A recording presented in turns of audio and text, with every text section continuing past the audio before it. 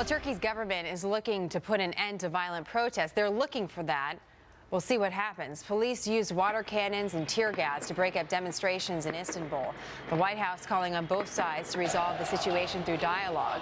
Turkey is both a member of NATO and a close U.S. ally, and while last night's protests may look like the Arab Spring, we're sure that you've heard that comparison. Our next guest says Turkey is very different, and we need to know that. Doug Bandow is a senior fellow with the Cato Institute. So, Doug, why? Why is it different? The critical difference here is that Turkey is a democracy. The prime minister has been elected. His party has won 3 straight elections. Every election, they gain popular vote. Polls show he has the support of about half the population, which is the percentage, that his party got in the elections a couple of years ago.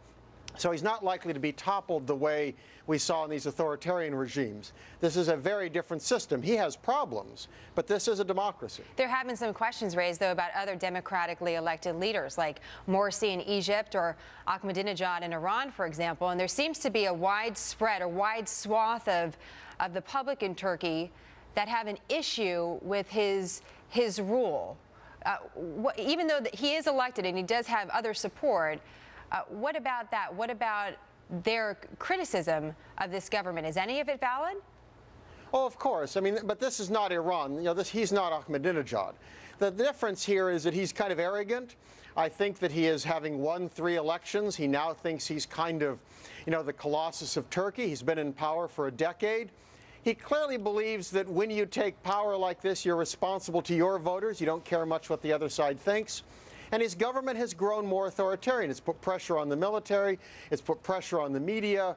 It's arrested people it shouldn't have. So there are things that it's been doing that are bad. The good news is there's a democratic response here, which is upcoming elections. Next year, municipal, presidential. The year after that, parliamentary. So again, we're looking at a different kind of system than what we see, say, in Egypt, where there's really no effective constitutional rule. There's very much concern over the Muslim Brotherhood's role. This is a system where he took power and dismantled a lot of authoritarian controls. Now, unfortunately, he's moving in the other direction. So, and moving in that other direction, I found it really surprising to learn that Turkey has more journalists in prison than Iran or China combined, and that there have been some concerns about freedom of the press in this democracy in Turkey. And what about religion in public schools there? And some comments about how many children women should have. Those comments by Erdogan, should we, as the ally of this country, be at all concerned with some of that move, as you said, move towards more authoritarianism, if that's easy enough for me to say? Should we be concerned? How concerned should we be about the move in that direction? Well, it certainly warrants concern. What this country needs is to become a liberal democracy, a democracy where individual liberty is protected. It has never really had that in its history. What's important is in judging him is to realize that he came in and dismantled a military-dominated nationalist authoritarian system. That was very good. Many liberals in Turkey really liked him.